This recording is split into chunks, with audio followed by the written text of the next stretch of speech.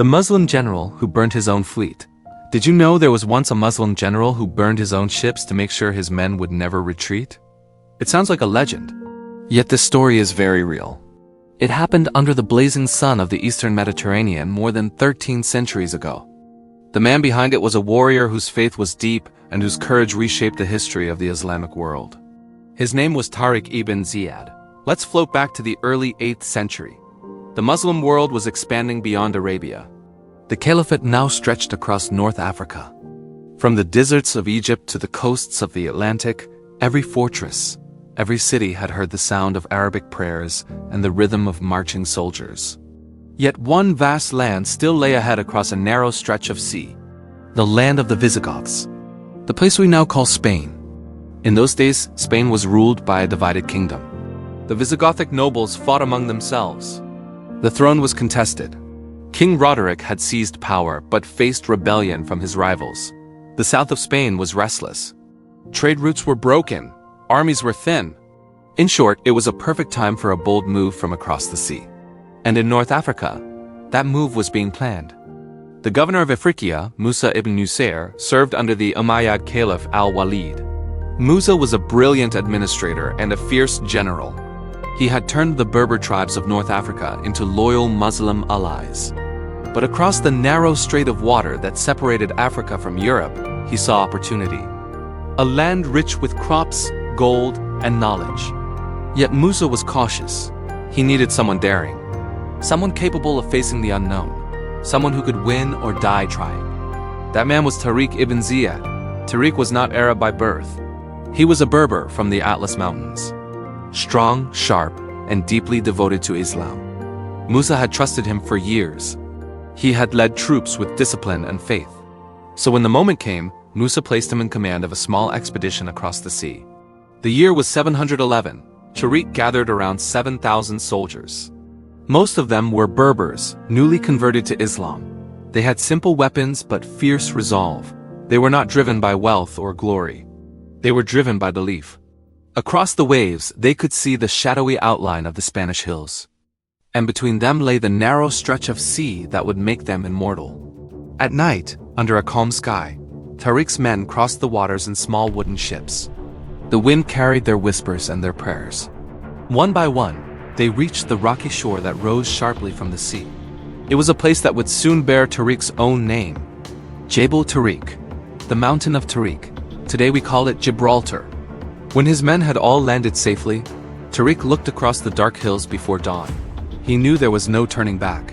They were in enemy land, far from their base. Reinforcements were uncertain. The Visigoths were powerful. But his men had one thing the enemy did not: complete faith in their cause. And so Tariq made a decision that would define him for all of history. He ordered the burning of the ships. Imagine the flames rising into the night sky, the sound of wood cracking, the smell of smoke drifting over the water. His soldiers watched in silence as their only way home disappeared. They must have wondered why. Some say they were frightened. Some even protested. But Tariq stood before them and spoke words that would be remembered for generations. He said, "The sea is behind you and the enemy is before you. By God, there is no escape but in victory." It was not a speech to frighten them. It was a call to awaken their courage. He was telling them that there would be no retreat, no surrender, and no doubt. Their only path was forward. And that path led straight into history. The next day, Tariq's forces began to move inland. Scouts brought reports of King Roderick's army. The Visigoths had gathered tens of thousands of soldiers. They marched in heavy armor. Their horses shone under the sun. Their banners waved with royal pride. Roderick himself rode in a chariot decorated with gold. He was confident that the invaders would be crushed quickly. After all, he faced a small band of foreigners stranded on his coast. But Roderick did not understand the spirit of the men he faced. Tariq's soldiers were not trapped. They were liberated. With no ships and no way back, they fought with the strength of men who had already given their lives to God. Let's float now over the fields near the Guadalete River. The morning mist rises over the land. The two armies face each other. Tariq's men pray quietly, standing in rows, their faces calm. Across the field, the Visigoths form up with clashing armor and the sound of drums. Between them lies a silence that feels like the edge of time itself. Tariq raises his sword and gives the signal. The battle begins. The Muslims charge forward with cries of faith echoing across the valley. The Visigoths push back with cavalry strikes. Dust fills the air. Spears break. Shields clash. The noise becomes a storm. Tariq moves among his men on foot, fighting beside them. His courage spreads like fire through the ranks. Every soldier knows that victory is the only road home. For days, the battle surges back and forth. Roderick's forces outnumber the Muslims by far. But among his men are rivals who secretly despise him. Some of his commanders withdraw at critical moments. Some betray him. The unity of the Visigothic army crumbles. And slowly, under the blazing sun, Tariq's smaller force begins to turn the tide. Let's pause here at the edge of that great moment. The night before the final clash, Tariq prays alone. He has no fleet, no reinforcements, and no guarantee of survival. Yet his heart is calm. He knows that he has done what no man before him dared to do. He has crossed the sea with faith as his shield. Tomorrow, he will face destiny itself. The sun rose over the Guadalete River. The mist of dawn lifted like a curtain before a grand stage. On that stage stood two armies facing one another. On one side, King Roderick's grand host of Visigoths, with banners of gold and crimson. On the other, Tariq ibn Ziyad's smaller band of warriors dressed in plain armor, their eyes steady, their hearts unshaken. What followed that morning would not just decide a battle. It would decide the future of a continent. The sound of horns signaled the start. Roderick's army advanced with the weight of a nation behind it. Horses thundered across the plain. The Visigothic nobles shouted orders, shields formed walls. Arrows filled the sky. Yet through that storm, the Muslim warriors held their ground. Tariq's men fought not for land or treasure, but for faith. Their movements were quick, light, and disciplined. Their chants rose above the clash of metal. Allahu Akbar, they cried as they struck. Tariq led from the front. He moved like a wave through his soldiers, shouting words of courage. He carried no throne, no crown, only his belief in victory. He fought beside his men, his sword flashing in the sunlight. His courage turned fear into strength. When the enemy pressed hard, his voice rose louder. When his men weakened, his faith revived them. King Roderick, far behind his lines, watched from his royal chariot. His generals assured him the day was his. The Muslims were few, they said. Their end was near. Yet as the sun climbed higher, the field told a different story. One by one, parts of Roderick's army began to falter. Dust and confusion spread. Some of his commanders, loyal to rival claimants of the throne, began to pull their troops back. Betrayal spread like shadow through the ranks. Let's float over the battle plain. Imagine the heat rising, the sound of horses crying, and the shouts of men echoing over the land. Tariq's soldiers pressed forward in small groups, striking fast and vanishing among the hills. The Visigoths, heavy with armor, struggled to chase them. The Muslims moved like wind. Every hillside, every grove became their ally. As the day wore on, the balance shifted. Tariq gathered his men for one final charge. He raised his sword toward the sky. His words carried across the noise of the battlefield. He told them that the ships were gone and behind them lay only the sea. Ahead of them was the promise of God. There would be no turning back. Then he led the attack. The Muslim line surged forward like a living tide. The Visigothic army broke. Panic spread through their ranks. The ground shook beneath the sound of fleeing horses. Tariq's men cut through their lines with relentless force. By evening, the once great army of King Roderick had collapsed. Roderick himself vanished in the chaos. Some say his chariot was found near the river. Others say he drowned trying to escape. His crown was lost in the mud. His body was never found. The Battle of Guadalete was over. The Visigothic kingdom, which had ruled Spain for 3 centuries, was shattered in a single week. Tariq ibn Ziyad stood upon the field surrounded by the remnants of both victory and ruin. His men were exhausted yet full of faith.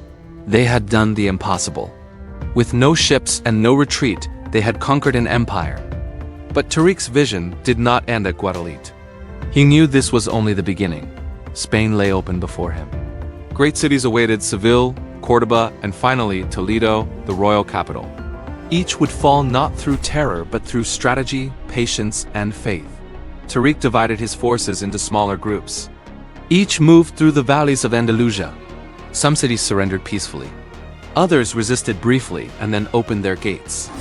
The Muslim commanders respected local people. Churches were not destroyed. Farmers were allowed to keep their lands. The new rulers established order and peace where there had been years of civil war. Let's drift now to the gates of Toledo. The ancient capital of the Visigothic kings stood silent as Tariq approached. The city's nobles, seeing the fate of Roderick, offered terms. Tariq accepted. He entered Toledo with humility. He did not ride as a conqueror, but as a governor. He ordered protection for the people and ensured fair treatment for all. Under his command, the early foundations of Al-Andalus were laid. Yet news of Tariq's success spread quickly. Across the sea in North Africa, Musa ibn Nusayr heard of the victories. Musa had sent Tariq only as a small expeditionary force. Now, within a few months, the Berber general had overthrown an entire kingdom. Some say Musa was proud. Others say he felt envy. The caliph in Damascus demanded an explanation. So Musa prepared his own army and crossed into Spain to join Tariq. When Musa arrived, he brought tens of thousands of soldiers. Together, the two generals pushed deeper into Spain. They captured more cities. They marched through valleys, across rivers, and over mountains. From the south to the heart of Iberia, the crescent banners rose. Within 3 years, nearly the entire peninsula was under Muslim control. Yet tension grew between the two men. Tariq had acted swiftly, sometimes without waiting for orders. Musa was the official governor and wanted to ensure his authority. Their relationship, once built on trust, now stood on delicate ground. But both knew that their mission was far greater than personal pride. In 714, a message came from Damascus. The Caliph al-Walid ordered Musa and Tariq to return at once. They were to explain their campaign and present their spoils. The two generals obeyed.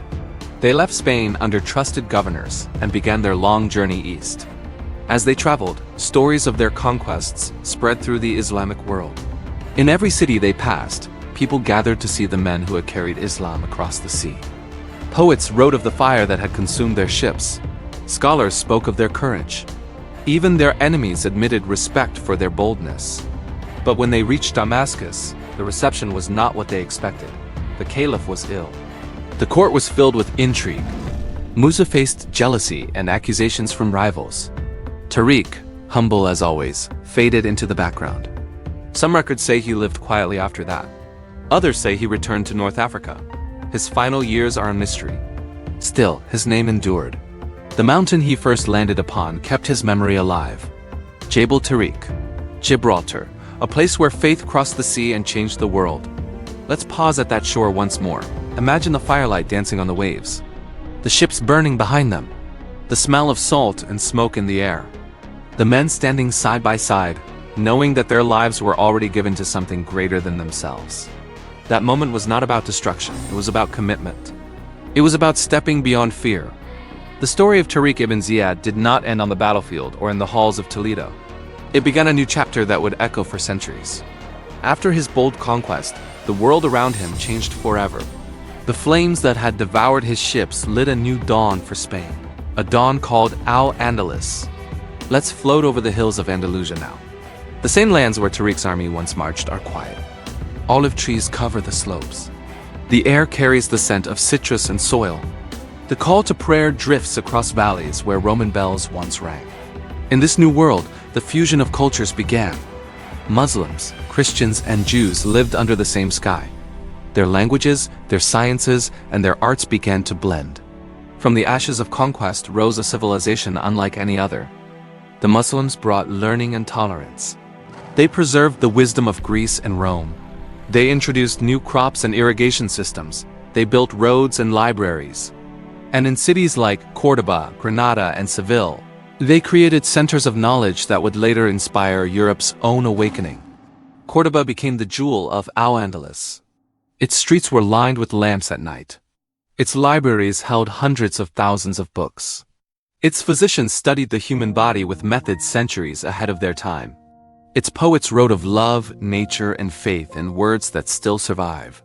Travelers from Christian Europe came to learn from Muslim teachers. The flow of knowledge crossed faith and language. This was the quiet legacy of Tariq's journey. And yet, few remembered the man himself. Tariq ibn Ziyad faded into history's shadows. There are no palaces built in his name. No marble statues guard his grave. But the mountain that bears his name still rises over the sea. Gibraltar stands like a stone guardian watching over the waters he once crossed. Every ship that sails by passes the memory of his courage. Let's drift back to that moment once more. The night he burned his fleet. Imagine his men standing in silence. The wooden ships turning to embers. The waves glowing red under the moonlight. That fire was not destruction. It was transformation. Tariq was not cutting off escape. He was cutting off doubt. He was teaching his men that faith cannot live with hesitation. When the heart believes, it does not need a way back. This lesson spread far beyond the shores of Spain. Across generations, leaders and thinkers spoke of him. In stories told in the marketplaces of Damascus, in the mosques of Cairo, in the classrooms of Cordoba, he became a symbol of certainty, courage, and conviction. His decision to burn the fleet was not a tale of war alone. It was a lesson about commitment to one's path, no matter the odds. Let's move now to the later centuries. The age of Al-Andalus flourished for hundreds of years. Under Muslim rule, Spain became a land of light and learning. Mathematics, astronomy, architecture, and philosophy thrived. The great mosque of Cordoba rose with its endless arches, glowing like sunlight frozen in stone. The Alhambra in Granada shimmered with calligraphy and fountains that whispered poetry. Every wall, every courtyard, every carved verse reflected a balance between beauty and faith. Even Europe's Renaissance was born from the knowledge preserved and expanded in Al-Andalus. When darkness fell over the old empires, it was through the works of Muslim Spain that light returned. The scientific texts, translated from Arabic to Latin, became the foundation of modern learning. Words like algebra, chemistry, and zenith still carry the breath of that era, and all of it traced back to a single step on a rocky shore. To one man's resolve. To Tariq ibn Ziyad standing before his soldiers, telling them that the sea behind them meant nothing compared to the destiny ahead. But history is never still. Centuries later, Al-Andalus began to fade. Internal divisions weakened it. Christian kingdoms in the north began to push south. The Reconquista slowly rolled forward. City after city fell. By 1492, Granada, the last Muslim stronghold, surrendered. The age that began with Tariq's landing came to a close. Yet even in its end, the spirit of Al-Andalus did not die. It lived on through art, music, science, and memory. The architecture of Spain still bears the mark of those centuries. The language still holds Arabic echoes. The songs, the instruments, the gardens, all whisper fragments of a forgotten age. Let's pause here for a moment and reflect. Tariq ibn Ziyad never returned to Spain after being summoned to Damascus. His final years remain uncertain. But his legacy does not depend on his end. It rests on what he began. A simple truth that faith and purpose can reshape the world. Standing before the burning ships, he did not know how far his name would travel. He did not know that centuries later, his mountain would still bear his name. He did not know that his step into Spain would open 1,000 years of cultural exchange between Islam and Europe. He only knew that retreat was not an option. History remembers kings and emperors, but often forgets those who carried belief instead of crowns. Tariq was one of those few.